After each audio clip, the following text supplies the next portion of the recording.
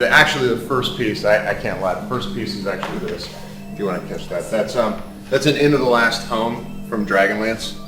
I've been working with Wizards on bringing Dragonlance to life for many years in entertainment, and somebody built me an Inn of the Last Home. So actually, technically, that was it beat the tape. Yeah.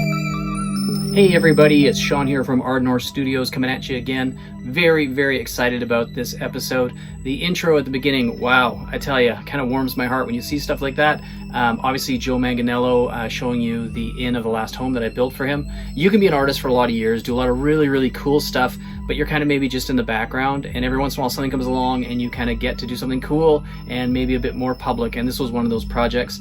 I do want to say special thanks to the Black Forest Wood Company who made that amazing table for Joe. There's a link below.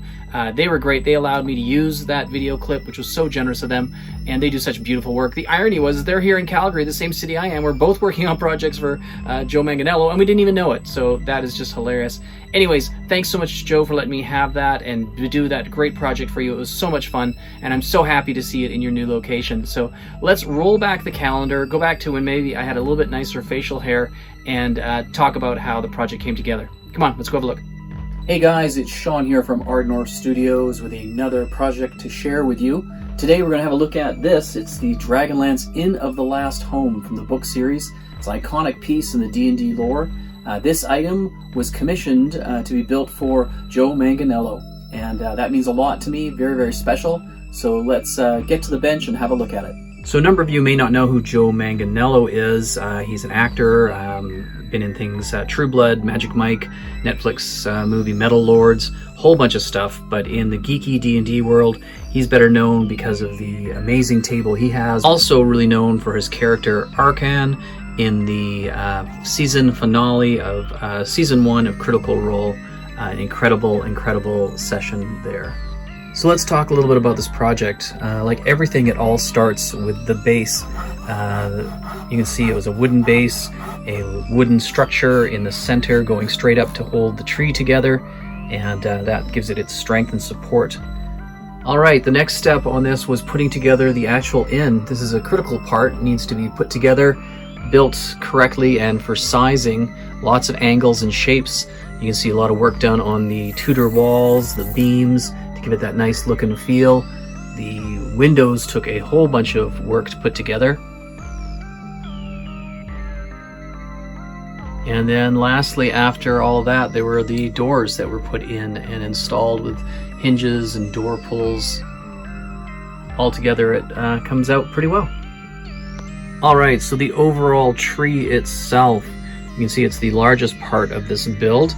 I tried to make it as best as I could out of a 1 to 2 pieces, have as much of the branches incorporated into the original piece as possible. It's a lot of cutting and then all the rough shaping work that went on. To create the texture on the tree, I used a handheld hot wire cutter with the singular rod attachment, and just spent a lot of time going through and texturing as best as I could.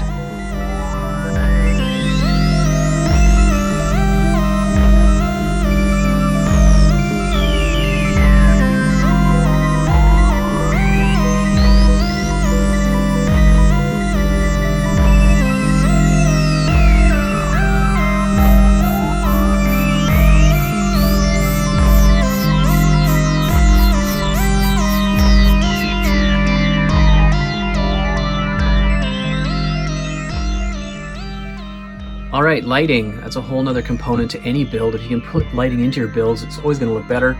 This one has lighting that runs up through the base, up along into the tree, and up into the inn itself. The walkways, wow, this was a project all by itself. A lot of work to create all of the railings, the spindles, the walking floorboards of it, just a ton of work to put it all together. And this was a lot of the initial setup for them.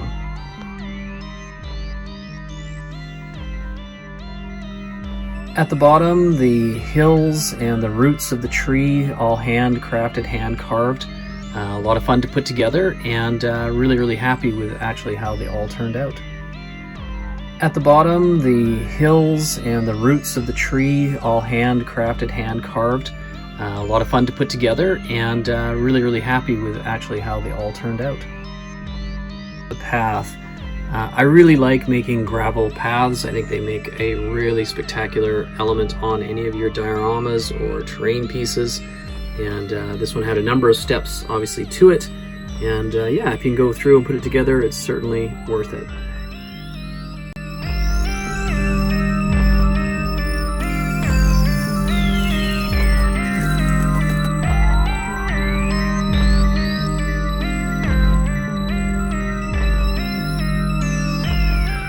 Some of the initial painting work on the tree itself, and then a heavy hot glue saturation to get it anchored into that main base, wooden base that goes up through the center of the tree.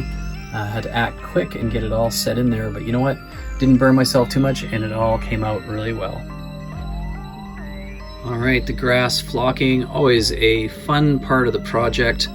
It makes everything look so much better.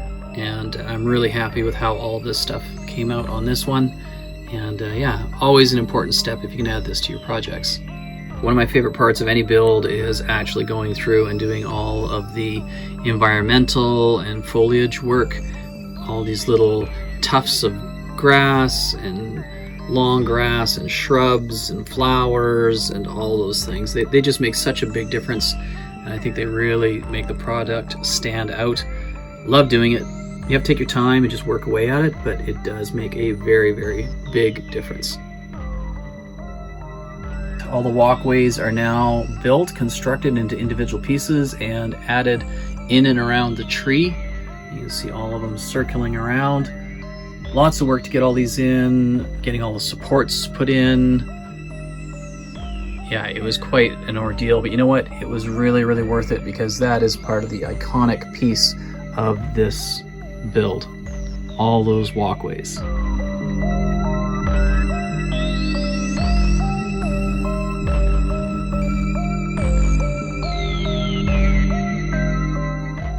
And the shingles. Ugh, the dreaded shingles.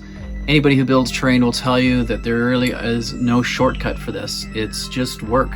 You know, I think the shingles themselves are probably almost a week of work getting all of these shingles cut, painted, installed, and then painted again and touched up and retouched up and working with them over and over. But you know what? If you do it, it looks amazing. It's such a nice finished look to the product.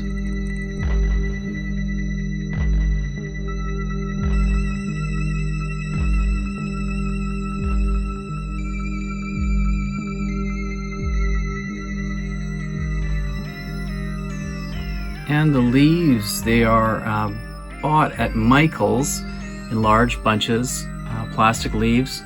They're installed on the back of the build and then pulled forward and draped all over.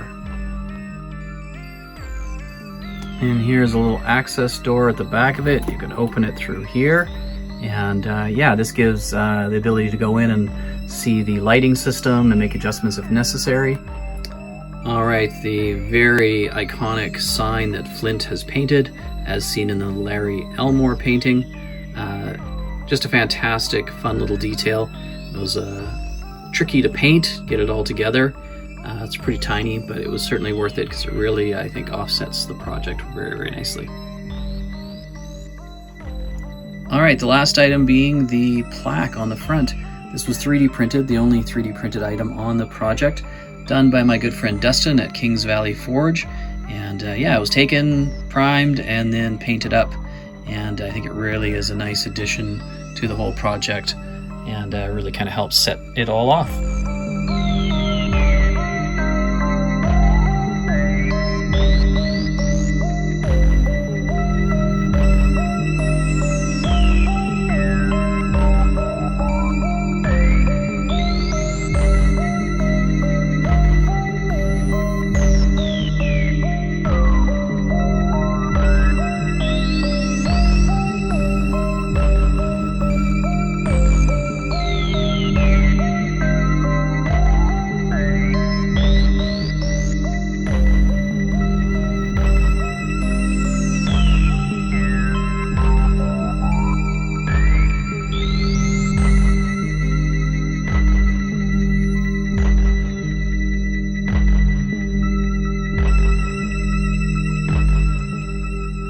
Alright guys, that is pretty much it for this video.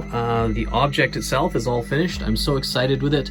It's going to be shipped out, like I said, shortly. Joe has been an absolutely incredible client, very patient, and I'm so excited to get this off to him and see what it's going to look like in his world. I do want to put a big shout out to my Patreons. You guys are fantastic. Thank you so much for your help, your support.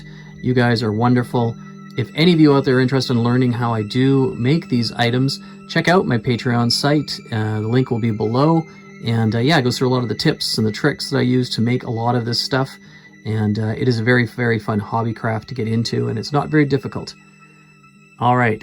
Thank you, everybody. Please subscribe if you're not already. Like, comment, all those magical, magical things. Thank you all very much. Take care.